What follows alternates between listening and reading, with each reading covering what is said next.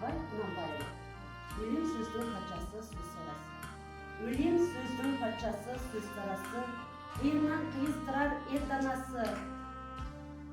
Тілге жеңіл, жүрекке жылы тиіп, теп-тегіс жұмыркесін айналасы. Бөтен сөзбен бұлғанса сөз арасы, ол ақынның білімсіз ишарасы. Сөйлеуші мен тыңдаушы көбін адам, бұл жұрттың сөз танымас бір парасы. Әуелі аят хадис сөздің басы, қосарлы бейіт самал келді арасы.